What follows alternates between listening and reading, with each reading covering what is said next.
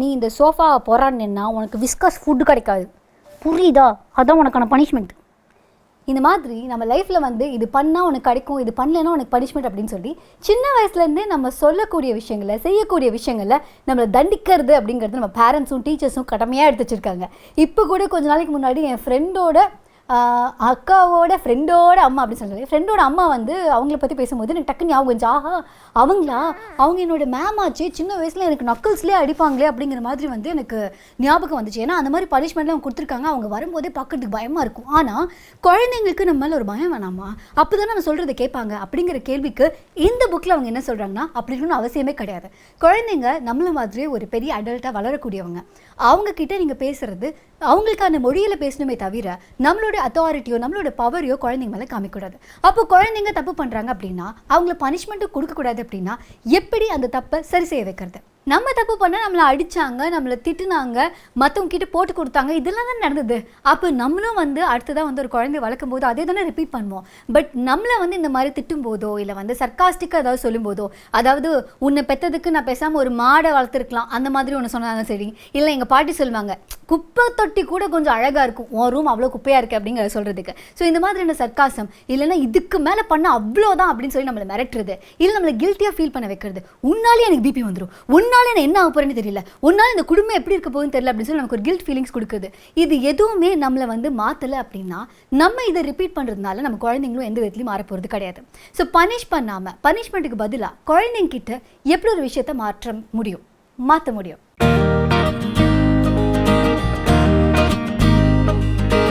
First நமக்கு வந்து பிடிக்காத விஷயத்தை ஒரு குழந்தை பண்ணும்போது நமக்கு பயங்கரமான கோவம் கண்டிப்பாக இருக்கும். அது ரொம்ப நார்மலான ஒரு விஷயம் தான். அதுக்காக நம்ம தப்பான ஒரு பேரண்ட் அப்படின்னு கிடையாது. அடிக்கணும்னு தோணும், திட்டணும்னு தோணும், ஏய் அப்படிங்கிற மாதிரி நமக்கு தோண தான் செய்யும். அந்த மொமெண்ட்டில் அந்த குழந்தைகிட்ட போய் நம்ம அணுகிறதுங்கிறது சரியான ஒரு டைம் கிடையாது. ஸோ முதல்ல இவங்க என்ன சொல்கிறாங்க அப்படின்னா, ஸ்டெப் 1 முதல்ல நீங்கள் காமாக இருக்கீங்களா, இந்த விஷயத்தை பொறுமையாக பேசுகிற அளவுக்கு நீங்கள் வந்து ரெடியாக இருக்கீங்களா இமோஷ்னலி, அப்படி நீங்கள் இருந்தால் மட்டும்தான் உங்கள் குழந்தைங்கிட்ட போய் நீங்கள் பேசணும். அப்படி பேச ஆரம்பிக்கும் போது முதல்ல உங்கள் குழந்தையோட இமோஷன் என்ன, அந்த குழந்தையோட நீட் என்ன. எனக்கு நான் உனக்கு ஹோம்ஒர்க் இத்தனை இருக்குன்னு தெரிஞ்சுமே 5 மணிக்கு நீ விளையாட போகிற, முடிக்காமல் போகிற அப்படின்னா அப்படிங்கிறதுக்கு அவங்க ஆரம்பத்தில் என்ன சொல்கிறாங்கன்னா, இப்படி கேள்வி கேட்காம எடுத்த உடனேவே 5 மணி ஆச்சுனாலும் எனக்கு விளையாடணுங்கிற ஆசை இருக்குது போல இருக்குது, இல்லை ஆனால் வந்து ஹோம்ஒர்க்லாம் வந்து பெண்டிங்கில் இருக்குது அப்படிங்கிற மாதிரி முதல்ல அந்த குழந்தையோட இடத்துல இருந்து அவங்களோட நிலைமை என்ன அப்படிங்கிறத புரிஞ்சுக்கிட்டு நீங்கள் பேசுறதுக்கு அப்புறமா இப்போ குழந்தை லிசன் பண்ணுறதுக்கு ரெடியாக இருக்கும். ஏன்னா ஆகும்போது அவங்க என்ன ஃபீல் பண்ணுறாங்கிறது நீங்கள் புரிஞ்சுட்டீங்க, அதுலேயே நீங்கள் ஸ்கோர் பண்ணிட்டீங்க. அப்படிங்கும்போது அடுத்தது நீங்கள் சொல்லலாம், உனக்கு விளையாட போகணும் போல இருக்குது, ஆனால் எனக்கு நீ ஹோம்ஒர்க் முடிக்கலைங்கிறது கஷ்டமாக இருக்குது. ஸோ இது என்னோட நிலைமை. இப்போ நம்ம 2 பேரும் சேர்ந்து என்ன பண்ணலாம் அப்படின்னா, இதுக்கு ஒரு ஆப்ஷனோட வரலாம். என்ன பண்ணலாம், நீ ஐடியா கொடு, இது எப்படி சால்வ் பண்ணலாம். எனக்கு நீ ஹோம்ஒர்க்கு டெய்லி முடிச்சிருக்கணும், உனக்கு நீ விளையாட போகணும், இதுக்கு என்னென்ன ஆப்ஷன் நீ முதல்ல சொல்லு அப்படின்னு. எடுத்தோடனே அந்த குழந்தை சொல்கிற ஆப்ஷன் உங்களுக்கு பிடிக்காம கூட இருக்கலாம். ஃபார் எக்ஸாம்பிள், நான் ஸ்கூலே இனிமேல் போக முட்டுறேன் அப்படின்னு கூட அந்த குழந்தை சொல்லலாம். பட் எல்லா ஆப்ஷனையும் எதையுமே ஜட்ஜ் பண்ணாமல் வரிசையாக லிஸ்ட் பண்ண சொல்லுங்கள். ஸோ அந்த குழந்தையும் நீங்களும் உட்காந்து அந்த எல்லா ஆப்ஷன் லிஸ்ட் அவுட் பண்ணதுக்கு அப்புறமா ஃபைனலி இதில் எந்தெந்த ஆப்ஷன் உங்களுக்கு ஓகே அப்படிங்கிறத வந்து டிசைட் பண்ணிவிட்டு அதை நீங்கள் உங்கள் குழந்தைக்கிட்ட கன்வே பண்ணலாம். ஓகே, நீ 5 மணிக்கு போகிறதுக்கு பதிலாக 6 மணிக்கு விளையாடப்போ அப்படின்னு அந்த குழந்தை இந்த ஆப்ஷன் கொடுக்கும்போது, ஓகே நீ 6 மணிக்குள்ளே ஹோம்ஒர்க் முடிச்சிட்ட அப்படின்னா நீ விளையாட போய்க்கோ அப்படிங்கிற மாதிரி நீங்களும் ஃப்ளெக்சிபிளாக இருக்கீங்க அப்படிங்கிற மாதிரி காமிச்சா அந்த குழந்தையும் உங்களை வந்து நல்லா அண்டர்ஸ்டாண்ட் பண்ணிப்பாங்க அப்படின்னு சொல்கிறாங்க. நம்ம குழந்தைக்கு எவ்வளோ ரெஸ்பெக்ட் கொடுக்குறோமோ, அவங்களோட ஃபீலிங்ஸ் எவ்வளோ மதிக்கிறோமோ, அவங்கள புரிஞ்சுக்கிறதுக்கு எவ்வளோ ட்ரை பண்ணுறோமோ, இது எல்லாத்தையுமே குழந்தைங்களும் ரெசிப்ரோகேட் பண்ணுமா. ஸோ உங்கள் குழந்தை உங்களை புரிஞ்சுக்கலாம், நீங்கள் சொல்கிறத கேட்கல அப்படின்னா ப்ராபப்ளி நீங்களும் உங்கள் குழந்தைய புரிஞ்சுக்கல, அவங்க என்ன சொல்கிறாங்க வராங்க அப்படிங்கிறது நீங்கள் கேட்கவே இல்லை. ஆஸ் அ பேரண்ட்டாக நான் சொன்னால் நீ கேட்கணும் அப்படின்னு நம்ம வந்து ஃபீல் பண்ணுறது எப்போவுமே ஒரு சரியான விஷயம் இல்லை. நம்ம பேரண்ட்ஸ் அப்படி ஃபீல் பண்ணும்போது நமக்கும் அது அந்தளவுக்கு நம்ம வந்து மதிக்கல இல்லையா. அதே மாதிரி தான் நம்ம குழந்தைங்களுக்கும் நம்மளை ஒருத்தங்க திட்டும் போதோ, இல்லை நம்மளை வந்து கிண்டல் பண்ணும்போதோ, நம்மளை சர்க்காஸ்டிக்காக ஏதாவது சொல்லும்போது, ஒரு ஆஃபீஸ்லேயோ இல்லை வந்து நம்ம ஃபேமிலியில் ஸ்பௌஸோ யாரோ ஒருத்தங்க நம்ம அப்படி சொல்லும்போது நமக்கு என்ன ஒரு இமோஷன் நம்ம வந்து கோத்ரூ பண்ணுறோமோ அதே இமோஷன் தான் அந்த குழந்தைக்கும் இருக்கும். அந்த குழந்தைக்கு அந்த இமோஷன் இருக்கும்போது உங்களை யாரும் அந்த மாதிரி சொல்லும்போது உங்களுக்கு மாறணும்னு தோணுச்சா? மாறணும்னு தோணல, அந்த குழந்தைக்கும் தோணாது. ஸோ இந்த மாதிரியான மற்ற அணுகுமுறையில் அந்த குழந்தைய மாற்ற ட்ரை பண்ணுறது தான் நல்ல விஷயம் அப்படின்னு சொல்கிறாங்க. அண்ட் இதை நீங்கள் கண்டிப்பாக ஞாபகத்தில் வச்சுக்கணும். குழந்தைங்க நம்ம இவ்வளோ மாற்ற ட்ரை பண்ணுறவங்க மாற்றலை அப்படிங்க வந்து நம்ம ஃபீல் பண்ணுறோம்ல, அதுக்கு முக்கியமான காரணம் ஒரு ப்ராப்ளத்துக்கோ இல்லை சொல்யூஷனுக்கோ 2 பேர் பக்கமும் வந்து கொஞ்சமாவது ஒரு கான்ட்ரிபியூஷன் இருக்கும். குழந்தைங்க மட்டுமே மாறணும்னு நினச்சா கண்டிப்பாக அதுக்கான சொல்யூஷன் இல்லை. நம்மளும் ஒரு இடத்துல மாறி தான் ஆகணும். ஆனால் இத்தனை வருஷம் கழிச்சு மாறதுக்கு நமக்கு சிரமமாக இருந்தாலுமே எப்படி ஒரு குழந்தைக்கு வந்து முதல்ல எடுத்தோடனே நடக்கிறது கஷ்டமோ, அதையும் தாண்டி நடக்க சொல்கிறோமோ, ABCD ஏபிசிடி படிக்கிறது கஷ்டமோ அதையும் தாண்டி ஏபிசிடி படிக்க சொல்கிறோமோ அதே மாதிரி தான் நமக்கும் மாறுதல் கொஞ்சம் கஷ்டம் தான். ஆனால் அந்த மாற்றம் இருந்தால் மட்டும்தான் ஒரு பேரண்ட்டுக்கும் குழந்தைங்களுக்கும் உண்டான ஒரு ஹெல்த்தியான ரிலேஷன்ஷிப் இருக்கும். எல்லா வீட்லையும் நடக்கக்கூடிய முக்கியமாக வந்து 2 குழந்தைங்க 3 குழந்தைங்க இருந்தாங்க நடக்கக்கூடிய விஷயம், நான் பண்ணல அவன் தான் பண்ணான், அவன் இல்லை நான் தான் பண்ணான் அப்படின்னு சொல்லிட்டு மாற்றி மாற்றி வந்து ப்ளேம் பண்ணிகிட்டே இருக்கிறது. ஸோ இது ஒரு பேரண்ட் வந்து யார் இதை பண்ணாங்க அப்படிங்கிறத ஃபோக்கஸ் பண்ணும்போது ஆப்வியஸ்லி அவங்க 2 பேருக்குள்ளேயும் அவங்க விட்டு கொடுக்க வேண்டியதாக ஆகிடும். நான் பண்ணல இவன் தான் பண்ணான் அப்படின்னு சொல்லிட்டு. ஸோ அவங்களோட இந்த பிரதர்ஹுட்டோ சிஸ்டர்ஹுட்டோ அதுவும் கூட பிரேக் ஆகிறதுக்கான வாய்ப்பு இருக்குது. ஸோ இவங்க என்ன சொல்கிறாங்க அப்படின்னா, யார் பண்ணாங்கிறதுல எனக்கு இன்ட்ரெஸ்ட் இல்லை, பட் இது யார் பண்ணியிருந்தாலும் இதுக்கான சொல்யூஷனில் லெட்ஸ் ஃபோக்கஸ் அப்படின்னு சொல்லி நீங்கள் இறங்கும்போது ஓகே, அப்போது ஒரு ப்ராப்ளம்னா அதுக்கான சொல்யூஷனில் தான் நம்ம வந்து கவனம் செலுத்தணுமே தவிர இதை யார் பண்ணாங்க அவங்கள எப்படி ஹர்ட் பண்ணலாம் அப்படிங்கிறத நம்ம கவனம் செலுத்தக்கூடாது அப்படிங்கிற அந்த ஒரு விஷயத்தையும் உங்கள் குழந்தை கற்றுக்கும் அப்படின்னு சொல்கிறாங்க. அண்ட் எவ்ரி டைம் ஒரு ப்ராப்ளம் இருக்கும்போது அந்த ப்ராப்ளம் யாருனால உருவாச்சோ அவங்கள காயப்படுத்துறதோ இல்லை கில்ட் பண்ணுறதோ இல்லை அவங்கள வந்து பனிஷ் பண்ணுறதோ இதை வந்து ஒரு குழந்தை கற்றுக்கிட்டான் அப்படின்னா ஃப்யூச்சரில் அவனை யாராவது காயப்படுத்தினா கூட அவங்கள பனிஷ் பண்ணணும் இல்லை வந்து ரிவெஞ்ச் எடுக்கணும் இல்லை அவங்கள திட்டணும், அவங்களும் கில்ட்டியாக ஃபீல் பண்ணும் அப்படின்னு தான் அந்த குழந்தை எதிர்பார்க்கும். அதுவே ஒரு ப்ராப்ளம் நடந்ததுன்னா ஓகே இது நடந்துருச்சு இதுக்கான சொல்யூஷன் நீ கவனி அப்படின்னு சொல்லி ஒரு குழந்தைக்கு நீங்கள் கற்றுக் கொடுத்தீங்க அப்படின்னா அந்த குழந்தை வளர்ந்து ஒரு அடல்ட்டாக வரும்போது அவனுக்கு ஏதோ ஒரு பிரச்சனை வரும்போது அதுக்கான சொல்யூஷனில் அவன் ஃபோக்கஸ் பண்ணுவானே தவிர அந்த ப்ராப்ளம்க்கு யார் காரணம் அவங்கள என்ன பண்ணலாம் அப்படிங்கிறதுல அவன் ஃபோக்கஸ் பண்ண மாட்டான் அப்படின்னு சொல்கிறாங்க. இன்னொன்று, எல்லார் வீட்லையும் குழந்தை பற்றி பேசும் ஐயோ அவன் இருக்கானே அப்படிங்கிற மாதிரி ஒரு பெருமூச்சு விட்டு பேசும்போது ஜென்ரலாகவே முக்கால்வாசி பேரண்ட்ஸ் வந்து தன்னோட குழந்தைங்கள ஒரு ப்ராப்ளம் இல்லைன்னா சம்திங் டு பி ஃபிக்ஸ்டு அப்படி தான் பார்க்குறவங்களே, இவனை இப்படி ஆக்கணும் அப்படி ஆக்கணும் இதுன்னு சொல்லிகிட்டே இருக்காங்களோ அப்படிங்கிறது தான் பெரும்பாலான பேரண்ட்ஸ் பண்ணக்கூடிய தவறு அப்படின்னு சொல்கிறாங்க. ஸோ ஒரு குழந்தை தானாகவே அது அழகு தான், அந்த குழந்தைக்குன்னு உண்டான ஒரு ஆட்ரிபியூட்ஸ் இருக்கும், அந்த குழந்தைய அப்படி நம்ம அக்செப்ட் பண்ணிக்கிறதுக்கான அந்த ஒரு கெப்பாசிட்டி நமக்கு இருக்கணும். ஸோ அது ரொம்ப ரொம்ப முக்கியம் அப்படின்னு சொல்லுவாங்க. குழந்தை நாளைக்கு என்னவா வேணாலும் ஆகலாம், ஆனால் அப்படி ஆனாதான் நான் விரும்புவேன் அப்படின்னு கண்டிப்பாக நீங்கள் இருக்கக்கூடாது. இந்த குழந்தைக்கு நீங்கள் வந்து லவ் கொடுத்துட்டே தான் இருக்கணும். பட் லவ்ங்கிற பேரில் ஒரு தாயா தன்னோட குழந்தைக்கு எல்லாமே பண்ணுறவங்க தான் சூப்பரான மாமா. நமக்கு நம்மளோட சமூகத்தில் சொல்லிக் கொடுத்த விஷயம் ஒரு பேரண்ட் அப்படின்னா தன்னையும் மீறி தன்னோட குழந்தைக்கு எல்லாமே பண்ணுவாங்க அப்படின்னு. பட் இவங்க என்ன சொல்கிறாங்கன்னா, ஒரு அம்மாவாவோ இல்லை ஒரு அப்பாவாவோ உங்கள் குழந்தைக்கு நீங்கள் எல்லா நேரமும் இருக்கிறது, உங்கள் குழந்தைக்கு எல்லாமே பண்ணுறது அப்படிங்கிறது ஆக்சுவலி கரெக்டான விஷயம் இல்லை.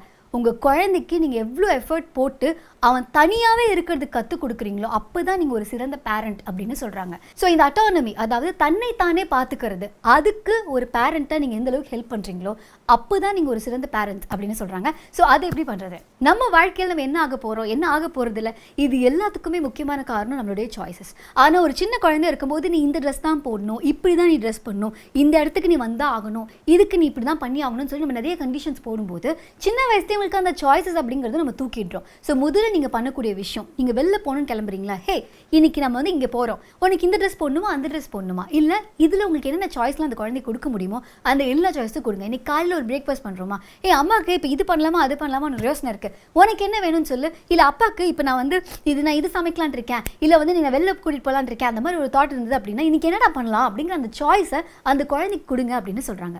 ஒருவேளை உங்கள் குழந்தைக்கு இந்த ஷூலேஸ் டைப் பண்ணுறதுலையோ இல்லை ஒரு ஹோம்ஒர்க் பண்ணுறதுலையோ ஒரு கஷ்டம் இருக்குன்னா இதெல்லாம் ஒரு விஷயமா அப்படின்னு சொல்லாதீங்க அப்படின்னு சொல்கிறாங்க. ஏன்னா அவங்க இதெல்லாம் ஒரு விஷயமானா அந்த விஷயத்தை சால்வ் பண்ணிட்டோன்னா அப்படின்னு நம்ம பெருசாக பண்ணல படம் இத்தனோண்டு விஷயம் தான் நம்ம சால்வ் பண்ணுறோம் அப்படின்னு இருக்கும். இல்லை அதை பண்ண முடியல அப்படின்னா இத்தனோண்டு விஷயத்தையும் நம்மளால் பண்ண முடியலையே அப்படிங்கிற மாதிரி அவங்க ஃபீல் பண்ணிடுவாங்க. ஸோ ஏதாவது ஒன்று பண்ணுறாங்க அப்படின்னா அந்த ஃபீலிங்கை ரெஸ்பெக்ட் பண்ணுங்கள். கரெக்டு, ஷூலேஸ் கட்டுறது சம்டைம்ஸ் கஷ்டமாக இருக்கலாம், குட்டியாக இருக்கும்போது கொஞ்சம் கஷ்டமாக இருக்கலாம், இல்லை இந்த மாதிரி ஹோம்ஒர்க் ஒரு மேக்ஸு முதல்ல கொஞ்சம் கஷ்டமாக இருக்கலாம் அப்படிங்கிற மாதிரி நீங்கள் ஆப்ஷன் கொடுக்கும்போது ஒருவேளை அதை அவங்க பண்ணிட்டாங்க அப்படின்னா பரவாயில்லையே அவங்க கஷ்டம்னு சொன்னதை நான் பண்ணிட்டேனே அப்படிங்கிற மாதிரி ஒரு திருப்தி இருக்கும். அதுவே பண்ண முடியலனாலும் ஓகே சம்டைம்ஸ் இட் ஹேப்பன்ஸ் இல்லை, ஏன்னா அம்மா அப்பாவே சொன்னாங்களே இது கொஞ்சம் கஷ்டம்னு அப்படின்னு அவங்க புரிஞ்சுப்பாங்க அப்படின்னு சொல்கிறாங்க. இன்னொன்று, குழந்தைகிட்ட ரொம்ப கேள்வி கேட்காதீங்க, அவங்களோட ஒவ்வொரு விஷயத்தையும் நோட் பண்ணாதீங்க அப்படின்னு சொல்கிறாங்க. குழந்தைங்களுக்கு அவங்களுக்குன்னு ஒரு ஸ்பேஸ் வேணும், எல்லாமே அவங்களுக்கு ஷேர் பண்ணணும் இல்லை, நீங்கள் கொடுக்குற ஸ்பேஸில் அவங்க எவ்வளோ ஷேர் பண்ணணும்னு நினைக்கிறாங்களோ அதை மட்டும் அவங்க ஷேர் பண்ணால் போதும். ஸ்கூல்லேருந்து வந்தாங்க இன்றைக்கி என்ன பண்ணாங்க, இன்றைக்கி அந்த மிஸ் என்ன பண்ணாங்க, அது கிடையாது.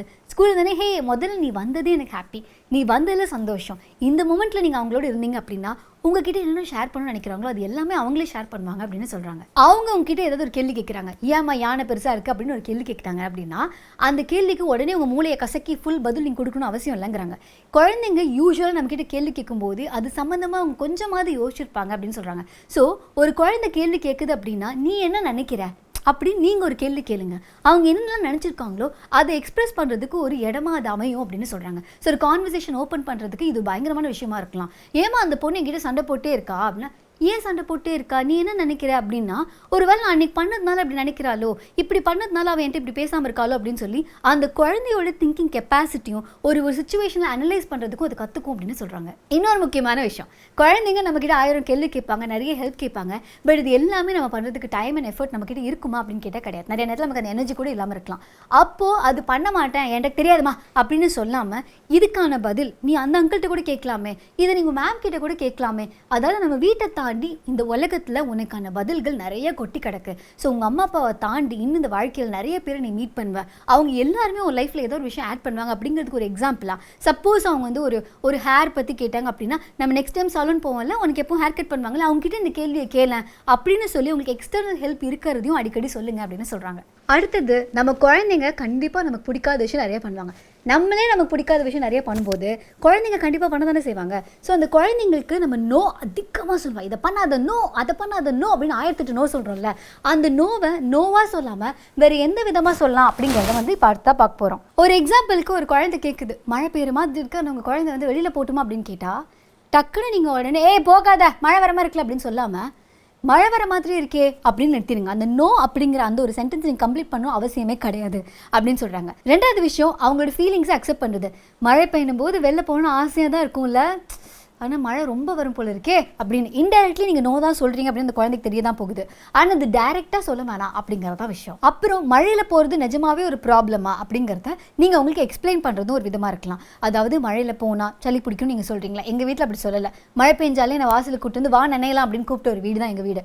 பட் ஜென்ரலி உங்களுக்கு ஒரு ப்ராப்ளம் வந்து இல்லை, இது பண்ணால் அது தப்பாக இருக்கும், மழையை விடுங்க, வேறு ஏதோ ஒன்று இருக்குது, இது பண்ணால் இதாண்டா கான்சிக்வன்ஸ் அப்படின்னா அது என்ன கான்சிக்வன்ஸோ அதை மட்டும் சொல்லுங்கள். இதனால தான் அம்மா நோ சொல்கிறாங்க இல்லை அப்பா நோ சொல்கிறாங்க அப்படிங்கிறது அந்த குழந்தைக்கு தெரிஞ்சாலே போதும்.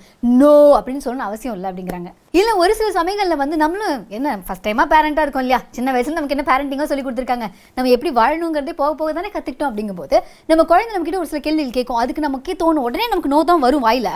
ஆனால் அந்த நேரத்தில் உங்களுக்கு நோவை தடுக்கணும் அப்படின்னா, உனக்கு வெளில போகணும் போல இருக்கா, சரி ஒரு 5 minutes டைம் கொடுக்குறியா அப்படின்னு சொல்லிட்டு நீங்கள் அதை ப்ராசஸ் பண்ணுறதுக்கு டைம் எடுத்துக்கோங்க. குழந்தைங்க தே ஆர் வெரி ஜென்ரஸ், நீங்கள் எவ்வளோ டைம் கேட்டாலும் கண்டிப்பாக கொடுப்பாங்க. ஸோ அதனால் அவங்கள மதிச்சு நீங்கள் ஒரு டைம் கேட்டிங்கன்னா, ஒரு 5 நிமிஷத்தில் அம்மா சொல்கிறேன் அப்பா சொல்கிறேன் அப்படின்னு சொல்லிட்டிங்கன்னா, அவங்களுக்கு அப்புறம் நீங்கள் 5 நிமிஷத்தில் ப்ராசஸ் பண்ணி இதனால நான் எஸ் சொல்கிறேன், இதனால நான் நோ சொல்கிறேன் அப்படிங்கும்போது நீங்கள் சொல்லிட்டீங்க அப்படின்னா அந்த குழந்தை வந்து அப்போ அதை அக்செப்ட் பண்ணிப்பாங்க இன்னும் பெட்டராக. ஏன்னா அவங்க கேட்ட ரிக்வெஸ்ட்டை நீங்கள் மதிச்சு ஒரு 5 நிமிஷம் அதை பற்றி யோசிச்சிருக்கீங்க அப்படிங்கிறது அந்த குழந்தைக்கு ரொம்ப ரொம்ப இம்பார்ட்டண்ட்டான விஷயம் அப்படிங்கிறாங்க. இல்லையே, நான்லாம் என் குழந்தைய பயங்கரமாக என்கரேஜ் பண்ணுவேன்.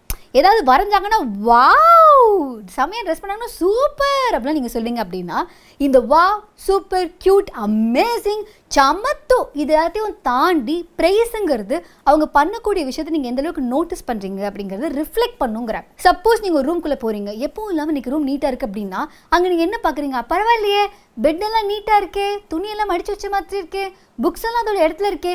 ஸோ தட் அந்த குழந்தை இன்னைக்கு என்னெல்லாம் எஃபர்ட் போட்டு பண்ணிச்சோ அது எல்லாத்தையுமே வந்து நீங்கள் நோட் பண்ணீங்க அப்படிங்கிறது தான் முதல் விஷயமா இருக்கணும். அதை பார்த்தோன்னே உங்களுக்கு எப்படி ஃபீல் ஆச்சு, எப்போ நான் உள்ள நுழையும் போது ரூம் ரொம்ப குப்பையாக இருக்குது, இன்றைக்கி நான் போகும்போது என் குழந்தை நீட் பண்ணி வச்சிருக்கா அப்படின்னா, ஆஹா இன்றைக்கி இந்த ரூம்குள்ளே வரும்போது அவ்வளோ சூப்பராக இருக்கே அப்படின்னு நீங்கள் சொல்கிறீங்க அப்படின்னா, ஸோ நான் பண்ண விஷயங்களை என் அம்மா அப்பா நோட் பண்ணிட்டாங்க, இன்னும் நான் பண்ண விஷயத்தினால எங்கள் அம்மா அப்பா எப்படி ஃபீல் பண்ணுறாங்க. ஏன்னா அவங்க ஒரு தப்பு பண்ணும்போது எப்படி நீங்கள் உங்கள் ஃபீலிங்ஸ் எக்ஸ்பிரஸ் பண்ணுமோ அதே மாதிரி அவங்க ஒன்று செம்மையாக பண்ணும்போதும் நீங்கள் எப்படி ஃபீல் பண்ணுறீங்க அப்படிங்கிறத அத்தென்டிக்காக மனசார எக்ஸ்பிரஸ் பண்ணணும். இன்னொன்று, அது பியூட்டிஃபுல், க்யூட்டு, சூப்பர், சமத்து இதெல்லாத்தையும் தாண்டி அவங்க பண்ண அந்த விஷயத்துக்கு பேர் என்ன. ஒருவேளை எல்லாத்தையும் ஒதுங்க வச்சுருக்காங்க அப்படின்னா, சூப்பர் எனக்கு இது வந்தோடனே செம்மையாக ஃபீல் ஆகுது, இதெல்லாம் பார்த்து வச்சுருக்கேன், புக்கு நிறுத்தி வச்சுருக்கேன், எல்லாம் பண்ணிருக்கேன், இதுக்கு பேர் தான் ஆர்கனைசேஷனுங்கிறது. அந்த மாதிரி அது என்ன குவாலிட்டி அப்படிங்கிறது அந்த குழந்தைகிட்ட சொல்லுங்கள். ஸோ ஃப்யூச்சரில் அந்த குவாலிட்டி நம்மக்கிட்ட இருக்குது அப்படின்னு அவங்களுக்கு தெரிஞ்சதுக்கப்புறமா அதை இன்னும் மேம்படுத்த அவங்களும் எஃபர்ட் போடுவாங்கங்கிறாங்க. இது எல்லாத்தையுமே தாண்டி ஒரு பேரண்ட்டாக நம்ம வந்து குழந்தைங்களுக்கு 1000 சான்சஸ் கொடுப்போம். 1000 தடவை அவங்க தப்பாக பண்ணுறாங்களா 1001வது சான்ஸும் கொடுப்போம். ஏன்னா ஒரு பேரண்ட்டாக நம்ம அதை தான் பண்ணுவோம். பட் இவங்க என்ன சொல்கிறாங்கன்னா, அதையும் தாண்டி எப்படி ஒரு குழந்தைக்கு நீங்கள் சான்ஸ் கொடுப்பீங்களோ அதே மாதிரி ஒரு பேரண்டான உங்களுக்கும் நீங்கள் சான்ஸ் கொடுத்துக்கணும். நீங்கள் 1000 முறை தோற்று போயிருக்கலாம் ஒரு பேரண்ட்டாக, ஆனால் உங்களுக்கு இன்னும் எக்ஸ்ட்ரா 2 சான்ஸ் கொடுங்க. குழந்தைக்கு ஒரு சான்ஸ்னால் உங்களுக்கு இன்னும் 2 சான்ஸ். ஸோ நீங்கள் ஒரு பெட்டர் பேரண்ட்டாக மாறுறதுக்கு லைஃப் ஃபுல்லாக உங்களுக்கு ஆப்பர்ச்சுனிட்டி இருக்குது. ஸோ நீங்களும் பெட்டர் பண்ணிக்கிட்டே இருக்கலாம். ஒரு குட் பேரண்ட், பேட் பேரண்ட், ஸ்ட்ரிக்டான பேரண்ட், ஜாலியான பேரண்ட், இந்த மாதிரி எந்த டேக்லையும் நீங்கள் ஃபிட் ஆகணும்னு அவசியமே கிடையாது. ஒரு சில நாட்களில் நீங்கள் பயங்கர ஃப்ளெக்சிபிளாக இருப்பீங்க, ஒரு சில நாட்களில் எக்ஸாஸ்டிங்காக இருக்கும். ஏன்னா இந்த குழந்தைங்களை வளர்க்குறது அப்படிங்கிறது ரொம்ப சிம்பிளான விஷயம் கிடையாது. எனர்ஜி கன்சியூம் கன்சியூமிங், அதுலேருந்து ஒரு பிரேக் கிடையாது. இதெல்லாம் இருக்க போது ரொம்ப ரொம்ப ஹியூமன் விஷயம் தான் அவங்களால வந்து ஒரு பர்ஃபெக்டான ஒரு பேரண்ட்டாக இருக்க முடியாமல் இருக்கிறது. But it's completely fine. ஒரு பேரண்ட்டாக நீங்கள் பிரேக் டவுன் ஆகிறது உங்கள் குழந்தைங்க பார்க்குறதும் தப்பு கிடையாது. ஏன்னா இப்படி தான் ஒரு ஹியூமன் பீயிங் இருப்பாங்க அப்படிங்கிறது அவங்களுக்கு ஒரு பெரிய லெசன். எஸ், எங்கள் அம்மாவுக்கும் டயர்ட் ஆகும், எங்கள் அப்பாவுக்கும் டயர்ட் ஆகும், எங்கள் அப்பாவும் ஒரு சில டைம் வந்து ஏதாவது ஒரு பிரேக் ஆகி கத்திடுவார், எங்கள் அம்மாவும் ஒரு சில டைம் பிரேக் டவுன் ஆவாங்க. இது எல்லாத்தையுமே பார்த்து வளர்கிற ஒரு குழந்தைக்கு தான் ஏதாவது ஒரு தப்பு பண்ணாலும், தனக்கு ஏதாவது ஒரு கில்ட் வந்தாலும், இல்லை ஒரு கோவம் வந்தாலும், it is all part of being human அப்படிங்கிற மாதிரி உங்களுக்கு ஒரு அண்டர்ஸ்டாண்டிங் இருக்கும் அப்படின்னு சொல்கிறாங்க. நானே வளர்ந்துக்கிட்டேன் அப்படிங்கிற மாதிரி நம்மள பல பேர் வந்து நிறைய விஷயத்த வந்து நம்மளே கற்றுக்கிட்டோம் அப்படிங்கிற மாதிரி தான் சொல்லணும். பட் நம்ம பேரண்ட்ஸுக்கு ப்ராபப்ளி அந்த காலத்தில் நிறையா சஜஷன்ஸோ இல்லை வந்து ஒரு ஹெல்ப்போ இல்லாமல் இருந்திருக்கலாம். ஸோ கூட்டமாக ஒரு குழந்தை எப்படி வளர்த்தாங்க, அடித்து வளர்த்துனாங்க, திட்டி வளர்த்துனாங்க, அவங்கள சர்காஸ்டிக்காக கில்ட்டியாக ஃபீல் பண்ண வச்சு இப்படிலாம் பண்ணி தான் ஒரு குழந்தைய வளர்த்தாங்க. இப்போதைக்கும் கூட ஒரு குழந்தை தப்பு பண்ணுதுன்னா அவங்க பேரண்ட்ஸை தாண்டி வேறு யாரோ ஒருத்தவங்க சொல்லுவாங்க, இதெல்லாம் பார்த்து அவங்க அம்மா அப்பா எவ்வளோ கஷ்டப்படுவாங்க தெரியுமான்னு. ஏன்னா அது ஒரு கில்ட் ஃபீலிங்கை உண்டாக்குறதுக்கு தான். பட் இதையும் தாண்டி நிறைய இமோஷன்ஸ் இருக்குது, பாசிட்டிவான இமோஷன்ஸ் அவ்வளோ இருக்குது. ஸோ அது எல்லாத்தையும் ஒரு குழந்தை வந்து கண்டிப்பாக கோ த்ரூ பண்ணும் தன்னோட லைஃப்பில். அதுக்கு நீங்கள் ஒரு பேரண்ட்டாக ஹெல்ப்ஃபுல்லாக இருக்கலாம். பேரண்ட்டையும் தாண்டி ஒரு டீச்சராக நீங்கள் இருக்கலாம். இல்லைன்னா என்ன மாதிரி ஒரு சித்தியாக இருக்கலாம். ஒரே ஒரு வருஷம் என் அக்கா குழந்தைங்களை நான் பார்த்துக்கும் போது பேரண்டிங் எவ்வளோ டிஃபிகல்ட்டான விஷயம் அப்படிங்கிறது வந்து அப்போவே நான் வந்து அனுபவிச்சிருக்கேன். ஏன்னா ஒரு கேள்விக்கான அவங்க ஒரு பதில் கேட்கும் போதும் இல்லை ஒரு ப்ராப்ளம் அவங்க கொண்டு வரும்போதும் எனக்கு இந்த வயசில் நான் ஃபேஸ் பண்ணுற ப்ராப்ளத்துக்கு என்ன சொல்யூஷன் கிடைக்கலையுமா, உன் ப்ராப்ளத்துக்கு நான் எப்படி சொல்லுவேன், அந்த மாதிரி வந்து ஒரு ஃபீலிங் இருக்கும். ஸோ எனக்கு அங்கே பதில் தெரியாத போதெல்லாம் நானும் டென்ஷனாக இருக்கேன். சும்மா எதாவது கேட்டு இருக்காது. அதுக்கு வந்து என்கிட்ட வந்து பதில் இல்லைங்கிறது தான் உண்மை. ஒன்று பதில் இல்லை வந்து உனக்கு உட்காந்து பொறுமையாக சொல்கிறதுக்கு எனக்கு நேரம் இல்லை. ஸோ இந்த ஒரு பிரச்சனைனால ஒரு குழந்தைக்கு இந்த ஒரு திட்டோ இல்லை வந்து ஒரு டிஸ்டர்பன்ஸ் அப்படிங்கிற மாதிரி ஒரு ஃபீலோ கொடுக்கணுமா அப்படிங்கிறது தான் ஒரு கேள்விக்குறி. ஸோ நிறைய நேரத்தில் நம்ம வந்து ஒரு குழந்தைய வந்து இப்போ அந்த பக்கம் அப்படின்னு நம்ம சொல்லும்போது அந்த குழந்தைக்கு இருக்கிற கேள்விகள் இல்லை அவங்களுக்கு இருக்க இமோஷன்ஸ் இது எல்லாமே வந்து தடுக்கப்பட்டிருக்கு. ஸோ இது என்ன ஆகும்னா ஃப்யூச்சரில் வந்து அவங்களுக்கு ஒரு கேள்வி வரும்போதோ இல்லை ஒரு இமோஷன் வரும்போதோ அவங்களே அதை நம்ப மாட்டாங்க. இது வந்து தேவையில்லாத ஒரு இமோஷன், இதை பற்றி யாரும் பேசுறது கூட ரெடி இல்லை அப்படிங்கும்போது அந்த குழந்தை ஓப்பன் அப்பும் பண்ணாது. ஸோ இந்த ஒரு பர்டிகுலர் புக் வந்து இது வந்து ஒரு பேரண்ட்ஸ் மட்டும் கிடையாது. நம்ம இதை படிக்கும்போது நீங்கள் அந்த குழந்தையாகவும் நினச்சி படிக்க முடியாது. படிக்கும்போது ஆமாம் எங்கள் அம்மா அப்பா இதெல்லாம் சொல்லியிருக்காங்க, எங்கள் அப்பா இப்படி திட்டிருக்காரு, எங்கள் அம்மா இப்படி திட்டிருக்காங்க, இல்லை என்னை இப்படி பாராட்டியிருக்காங்க, எங்கள் வீட்டில் இந்த மாதிரி என்னை வந்து ஹெல்ப்ஃபுல்லாக வந்து என்னை வந்து ஃபீல் பண்ண வச்சுருக்காங்க. ஸோ இந்த மாதிரியான பல ஞாபகங்கள் ஒரு குழந்தையாக நீங்கள் வந்து ஃபீல் பண்ண முடியும். இல்லை நான் சொன்ன மாதிரி உங்களுக்கு ஒரு அக்கா குழந்தை இருக்கலாம், அண்ணன் குழந்தை இருக்கலாம், தம்பி குழந்தை இருக்கலாம், தங்கச்சி குழந்தை இருக்கலாம், இல்லை நீங்கள் ரெகுலராக குழந்தைங்களோட டீல் பண்ணக்கூடிய ஒரு சுச்சுவேஷனில் இருக்கலாம். ஸோ இந்த மாதிரி நீங்கள் யாராக இருந்தாலுமே இந்த பேரண்டிங் அப்படிங்கிறது குழந்தைங்களை பற்றி புரிஞ்சுக்கிறது அப்படிங்கிறது ரொம்ப இம்பார்ட்டன்ட். எனக்கு ஜென்ரலாக நான் வந்து ஃபீல் பண்ணேன், என்ன வேலை வேணாலும் பார்த்துடலாம், அந்த ஸ்கூலில் மட்டும் போய் டீச்சராக மட்டும் ஆகிடக்கூடாது, இந்த குழந்தைங்களெல்லாம் எப்படி மேய்க்கிறது அந்த மாதிரிலாம் வந்து நான் ஃபீல் பண்ணியிருக்கேன். ஆனால் ஒரு குழந்தைங்க வந்து எவ்ரிடே அவங்க வந்து ஒரு சுச்சுவேஷனுக்கோ ஒரு விஷயத்துக்கோ அடாப்ட் ஆகக்கூடிய ஒருத்தங்க. இன்னொன்று எவ்ரிடே கற்றுக்கிட்டு இருக்கிற ஒருத்தங்க. ஏன்னா நம்ம ஒரு வயசுக்கு அப்புறம் எவ்வளோ விஷயம் கற்றுப்போம் தெரியல, பட் கற்றுக்கிட்டே இருக்கிற ஒருத்தங்க கிட்ட நம்ம நிறைய சொல்லிக் கொடுக்கவும் முடியும், அவங்கள பயங்கர ஷேப்பப் பண்ணவும் முடியும். ஸோ அந்த மாதிரி குழந்தைங்களோட நீங்கள் டைம் ஸ்பெண்ட் பண்ணுறீங்க அப்படின்னா இந்த புக் நீங்கள் தயவு செஞ்சு வாங்கி படிக்கலாம். இதில் வந்து ஒவ்வொரு விஷயத்துக்கு அப்புறமா அதாவது எப்படி திட்டணும், எப்படி நோ சொல்லணும், இல்லை வந்து எப்படி வந்து உங்களுக்கு பனிஷ்மெண்ட் இல்லாமல் வேறு என்ன விஷயம் கொடுக்கலாம், உங்களுக்கு ஒரு ஃபீலிங் நெகட்டிவாக ஃபீல் பண்ணுது அதை எப்படி எக்ஸ்பிரஸ் பண்ணலாம், இந்த மாதிரி பல விஷயங்கள் கொடுத்துருக்காங்க. ஒவ்வொரு சாப்டருக்கு அப்புறமும் அதுக்கான ஆக்டிவிட்டி இருக்குது. உங்கள் குழந்தை இதை பண்ணால் நீங்கள் என்ன சொல்லுவீங்க, இப்போ நீங்கள் இதை படித்ததுக்கப்புறம் உங்களுக்கு என்ன சொல்லணும்னு தோணுது, இந்த மாதிரியான மாற்றங்கள். இல்லை ஒரு கார்ட்டூனில் இந்த சுச்சுவேஷனில் ஜென்ரலாக நம்ம இப்படி தான் சொல்லுவோம், பட் இதை எப்படி சொல்லலாம் அப்படிங்கிற மாதிரி கிளியராக பிக்சராக வந்து இதில் இருக்குது. ஸோ இந்த புக் நீங்கள் வேணும்னு ஆசைப்பட்டீங்கன்னா அதுக்கான லிங்க் கீழே இருக்குது, கிளிக் பண்ணி இந்த புக்கு நீங்கள் வாங்கி படிச்சிக்கலாம். பேரண்டிங்கில் நிறைய புக்ஸ் இருக்குது, நீங்கள் இந்த புக் தான் வாங்கி படிக்கணும் அவசியம் இல்லை, நிறைய புக்ஸ் நீங்கள் எக்ஸ்ப்ளோர் பண்ணலாம்.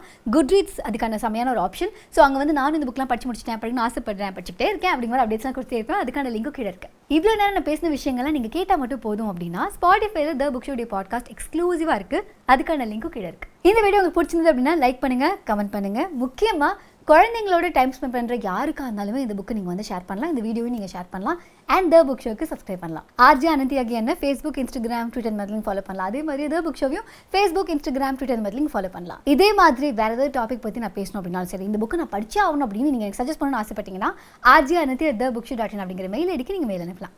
பாய்.